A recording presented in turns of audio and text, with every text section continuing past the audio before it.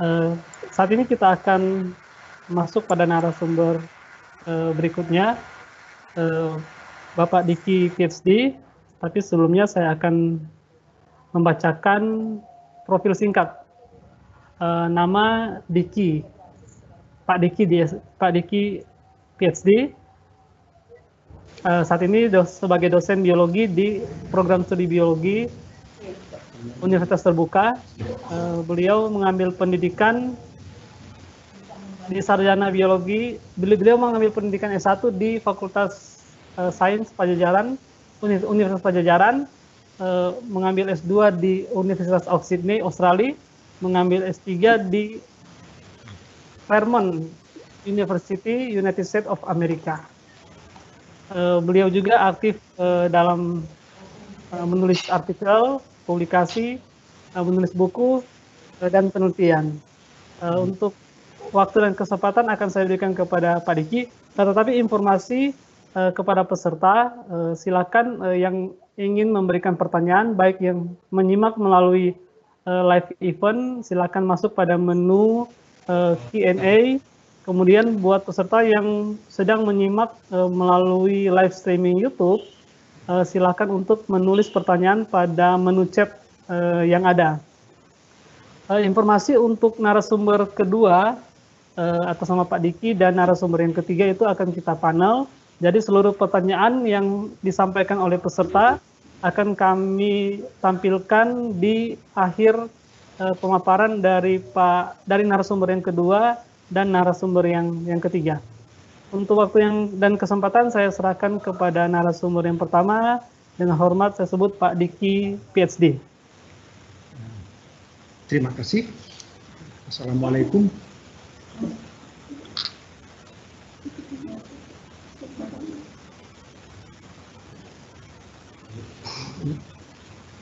Ya. Terima kasih. Selamat siang dan selamat sore. Assalamualaikum warahmatullahi wabarakatuh. Senang sekali bisa tampil dalam kegiatan ini. Terima kasih buat Pak Raflen dan terima kasih juga kepada Ibu Dr. Marcelina yang sudah menyampaikan tadi pada kesempatan sesi pertama.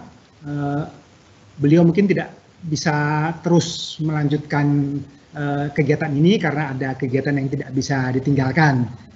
Tapi tentu saja kita semua sangat gembira dan menyampaikan salam hormat kepada Ibu Dr. Marcelina yang sudah menyampaikan paparan mengenai stem cell, memberikan gambaran secara umum dan juga kehormatan bagi kami di Universitas Terbuka berkesempatan untuk berbincang-bincang dan berbagi ilmu dengan Ibu Marcel.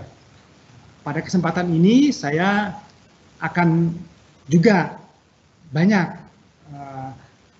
menyampaikan atau menyinggung apa yang sudah disampaikan oleh beliau,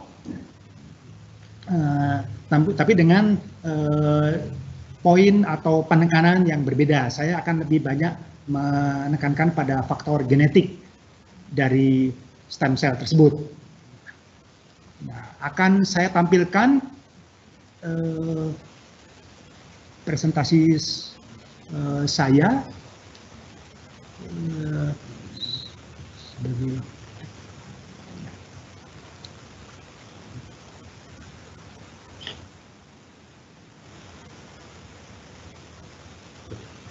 Ya, sudah kelihatan ya. Nah, kita membicarakan tentang faktor genetik. Kalau sebelumnya disampaikan secara umum apa itu stem cell, apa perkembangan stem cell. Nah, ini mengenai faktor genetiknya.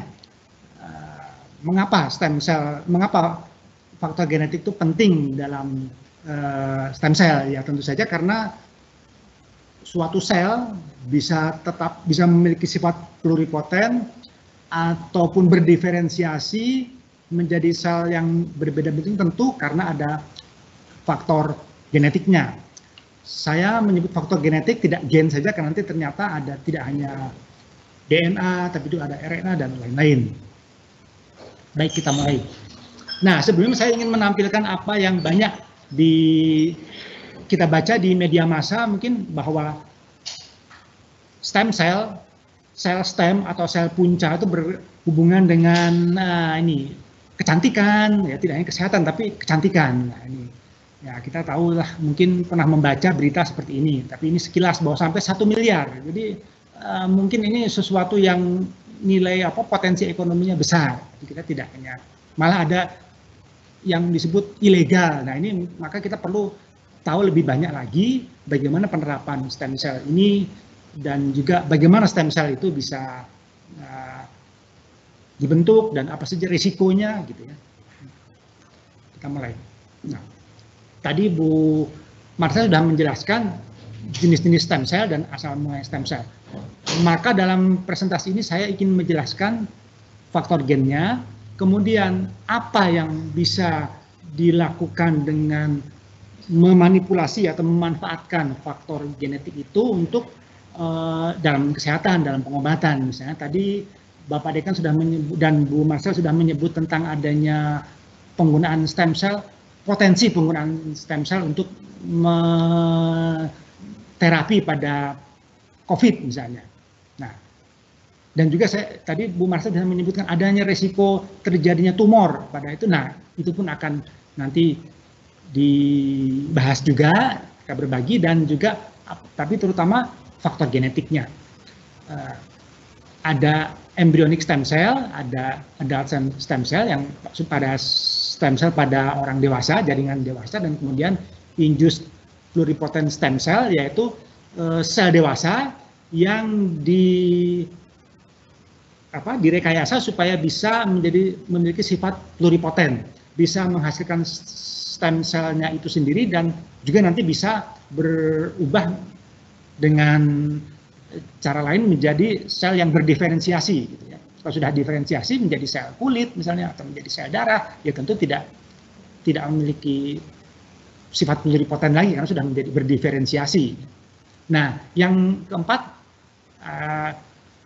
cancer stem cell, yaitu stem cell yang terdapat pada kanker, ini yang menjadi salah satu penyebab adanya resistensi pada penyakit kanker itu. Kalau diberi pengobatan, kemoterapi misalnya, atau diberi radiasi, itu membandel, tidak mempan dengan pengobatan, dan bisa kambuh lagi. Nah, ini karena adanya cancer stem cell pada beberapa jenis kanker ini. Nah ini ada gambar. Jadi stem cell, sel punca bisa menjadi stem cell lagi seperti ini, terus berkembang lagi. Ini self renewal, dan ini yang berdiferensiasi ya menjadi tadi itu bentuknya ada sel, ini sel darah, sel otot, ini sel darah, sel saraf, dan seterusnya.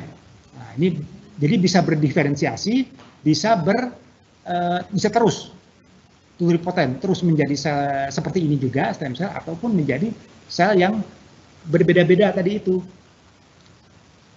Tentu lagi-lagi sistem faktor genetik yang merupakan faktor utama.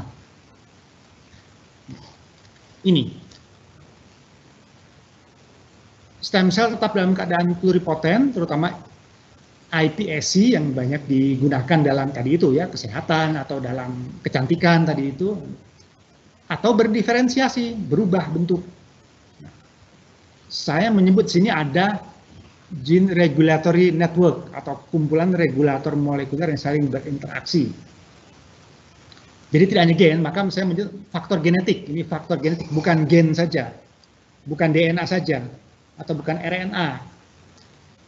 Ada juga protein dan interaksi dari berbagai faktor tersebut yang saling mempengaruhi. Protein contohnya ya transcription factor, nanti akan banyak dibahas, dan RNA misalnya di sini ada mikro RNA. Umumnya kita mengenal RNA itu ada 3 jenis, ada mRNA, ada rRNA, dan ada tRNA. Nah, dalam kesempatan ini adalah juga mikro RNA, ini RNA yang lebih kecil lagi, ini bisa menghambat atau mempengaruhi aktivitas RNA lain, misalnya mRNA, sehingga mRNA itu tidak berjalan, maka sel gennya itu tadi, DNA-nya tidak bisa melakukan transkripsi. suatu gen memang bisa dihambat atau diaktifkan. Ini contohnya. Ini ada transcription factor. Transcription factor ini kalau menempel di sini di DNA, jadi gennya bisa jadi aktif atau juga yang sifatnya menghambat. Kalau tidak ada aktivator ini, kalau tidak ada yang transcription factor yang mengaktifkan gen itu tidak aktif. Tapi ada juga gen yang aktif kemudian datang transcription factor sehingga menyebabkan inhibitory factor ini menjadi gennya menjadi berhenti, tidak aktif. Jadi ada dua macam, bisa mengaktifkan atau bisa menghambat. Ini gennya. Dan ini RNA polimerase yang berperan dalam transkripsi. Suatu enzim, ini enzim, kalau ini protein. Ya. Transcription factor ya nanti akan berinteraksi dengan RNA polimerase. Ini berbagai faktor genetik yang mempengaruhi sebuah sel. Yang kemudian, nah ini faktor transkripsi, protein yang berikatan dengan segmen DNA tertentu yang mengatur transkripsi DNA, mengatur on-off suatu gen, dan dia punya ini DNA binding domain, daerah atau apa di dalam sebuah gen dan satu rantai apa ada bagian pada transcription factor tersebut, protein tersebut yang dapat mengenali bagian DNA yang dimaksud. Nah, misalnya ini promotor ya, yang memulai sebuah transkripsi, mulainya transkripsi ada di sini, dia menempel di sini maka menjadi aktif. Dan ini RNA polimerase juga menempel bekerja sama dengan transcription factor sehingga terjadi transkripsi. Apa yang dimaksud on-off-nya suatu gen? Kalau dia menghambat suatu gen jadi berhenti ya, maka kalau gen itu sebuah gen yang berperan misalnya menghasilkan suatu enzim, maka gen itu dinonaktifkan, maka tubuh atau sel tersebut tidak menghasilkan enzim tersebut, terjadi gangguan gitu. Atau yang dalam keadaan biasa tidak menghasilkan enzim tersebut, dengan adanya transcription factor maka gen itu menjadi on, menjadi aktif, dihasilkanlah suatu enzim yang berguna bagi tubuh tersebut. Ini juga nanti ada misalnya, ya tadi berpengaruh pada sifat proliferasi, pluripotensi maupun diferensiasinya. Kalau gen yang menyebabkan terjadinya diferensiasi di nonaktifkan, maka gen itu dalam keadaan pluripoten, jadi stem cell seterusnya, sel punca seterusnya, dan sebaliknya. Kalau gen yang membuat sel tersebut berdiferensiasi diaktifkan, maka sel tersebut akan berubah dari stem cell menjadi sel yang sudah berdiferensiasi, dari stem cell menjadi sel kulit atau sel darah dan seterusnya. Nah ini sel somatik, kalau diubah menjadi stem cell, induced pluripotent stem cell, maka dia bisa menjadi berdiferensiasi jadi sel darah merah, sel kulit, atau sel otot. Nah ini ada beberapa faktor transkripsi yang penting yang sering disebut-sebut, yaitu OCT4, SOX2, NANOK, dan SEMIC. Yang tiga ini, OCT4, SOX2, dan NANOK ini disebut, ini sangat banyak berperan dan bekerja sama dalam berbagai stem cell, dan ini yang digunakan untuk membuat induced pluripotent stem cell. Inilah dari sel somatik menjadi stem cell buatan yang direkayasa oleh manusia, bukan stem cell yang ada secara alami pada embryo. Kenapa orang harus membuat stem cell yang iPSC? Karena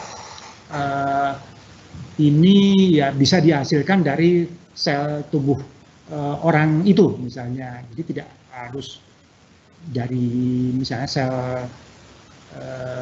tali pusat misalnya, kan itu nanti ada faktor etisnya gitu. Atau dari binatang nanti ada reaksi imunologi penolakan dari tubuh. Gitu. Kalau dengan iPSC dari orang itu sendiri ya relatif lebih baik.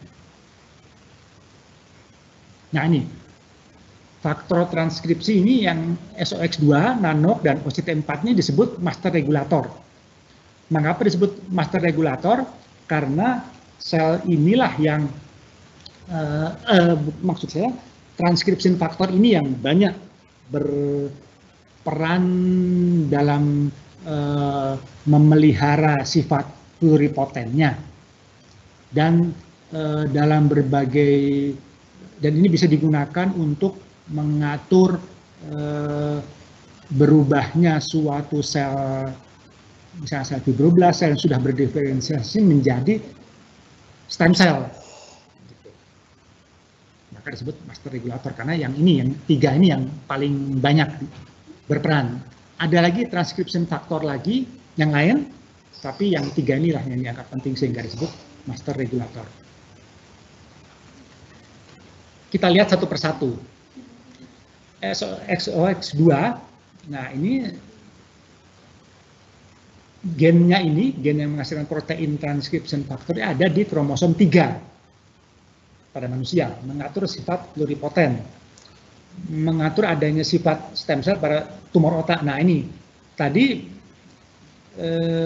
disebutkan dalam presentasi sebelumnya bahwa stem cell itu beresiko menghasilkan sebuah tumor. Nah ini di sini SOX2 ini juga memiliki bisa bersifat menjadi menimbulkan adanya tumor. Ini resikonya yang perlu dipahami ya seperti ini. Tapi juga ini menjadi suatu potensi bagi kita untuk mengetahui bagaimana sebuah tumor atau sebuah jenis kanker itu bisa bergerak atau beraktivitas, sehingga kita juga mengetahui bahwa ini bisa mungkin menjadi awal untuk membuat sebuah jenis terapi. OCT4 juga sama, mengatur agar embryonic stem cell atau stem cell pada umumnya menjadi tetap pluripoten. Nah, ini juga dihasilkan di kromosom 6. Ini ada gambarnya, bisa menjadi pluripoten atau menjadi berdiferensiasi. Bisa juga dengan bekerjasama dengan SOX2, transcription faktor yang lainnya, dan LIN28 membentuk iPSC pada manusia. Nanti ada pembahasannya.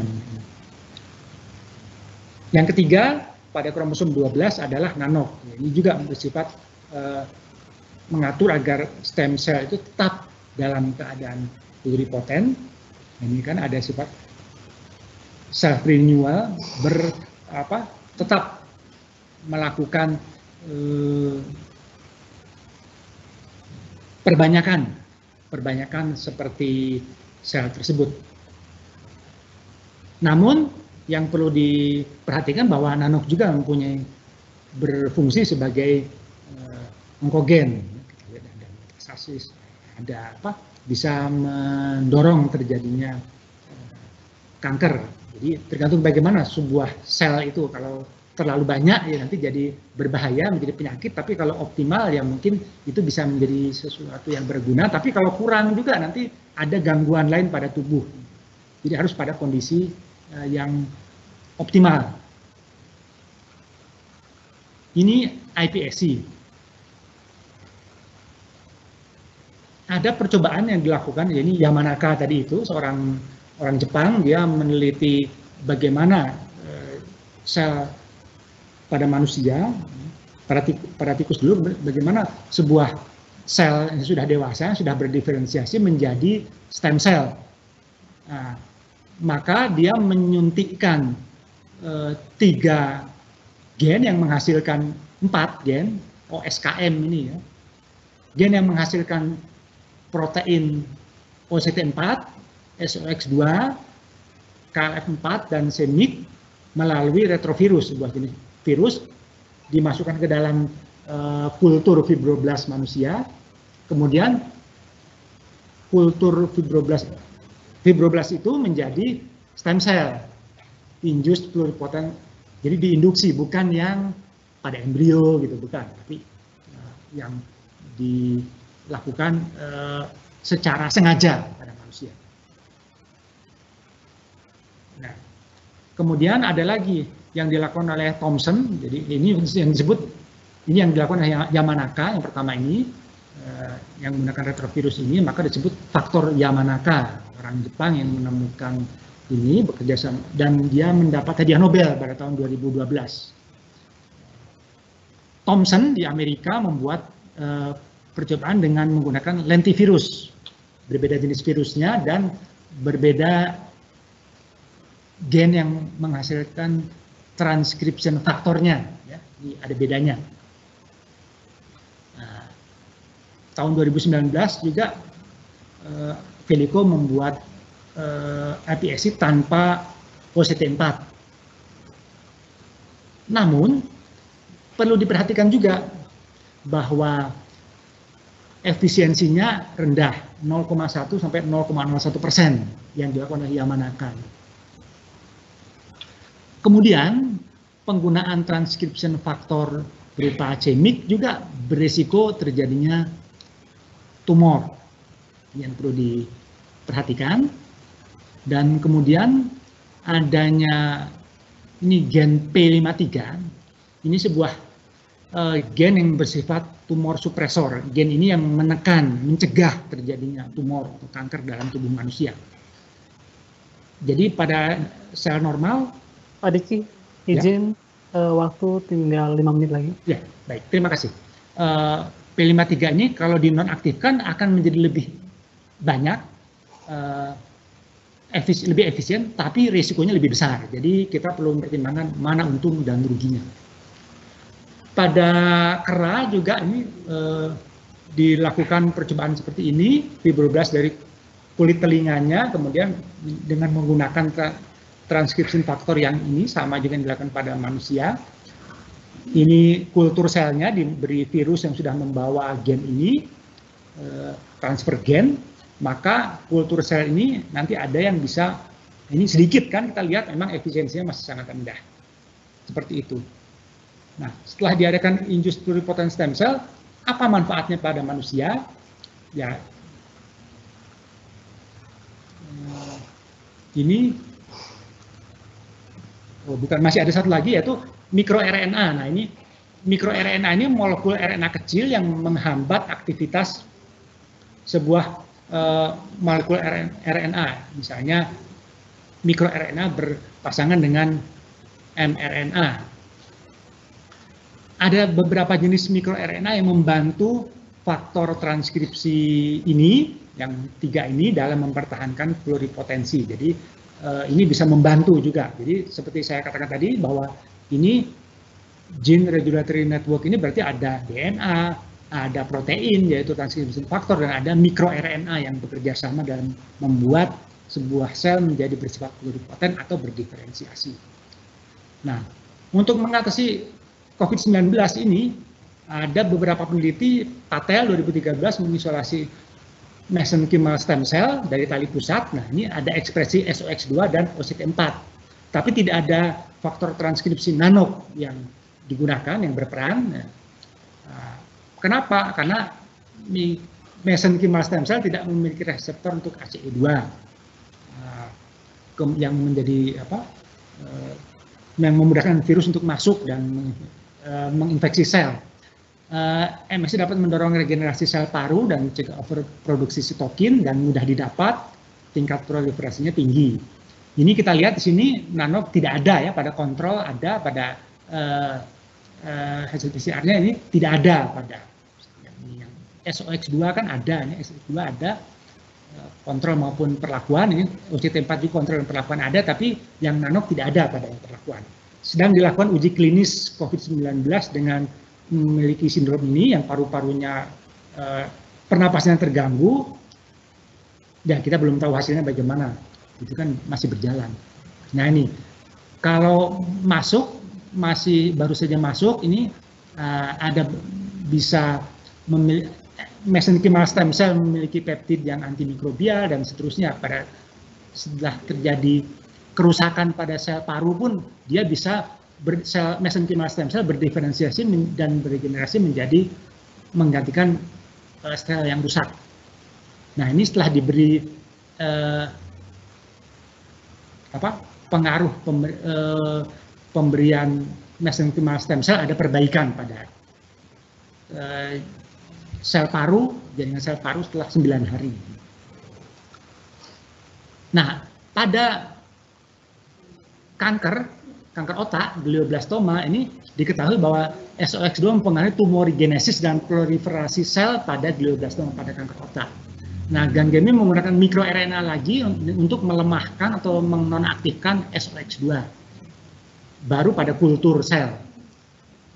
Untuk yang faktor transkripsi nano, Sony 2011 menunjukkan adanya pengurangan tingkat survival pasien glioblastoma. Jadi kalau transkripsi faktor nano ini meningkat banyak dihasilkan oleh sel, maka tingkat survival pasien kanker otak itu menurun. Maka, ada beberapa percobaan, misalnya menggunakan ini virus Zika yang mengarah pada sel stem cell pada kanker. Kemudian juga Taylor 2020 menggunakan actinomycin D untuk menurunkan aktivitas SOX2. Nah, tadi kebalikan yang dilakukan penelitian sebelumnya, kalau SOX-nya itu menurun, maka survival atau tingkat daya hidup pasien glioblastoma akan meningkat juga. Ini kan karena SOX2 bersifat master gene bagi self renewal, kemampuan memperbanyak diri pada cancer stem cell. Jadi SOX2 itu selain mendorong sifat proliferasi pada stem cell, juga dia bisa mempengaruhi atau meningkatkan daya hidup sel stem yang jahat. Pak Riki, izin waktu 2 menit lagi. Ya, baik, terima kasih. Nah, ini ada OCT4 juga berperan dalam CSC, yaitu pada beberapa jenis kanker, ya ada di sini. Dan ya, demikian dari saya. Terima kasih atas kesempatan yang diberikan, dan kalau ada pertanyaan, ada saran, akan saya terima dengan senang hati. Terima kasih banyak Pak Raflen. Oke, baik. Terima kasih Pak Diki buat paparan materinya sebagai narasumber yang kedua.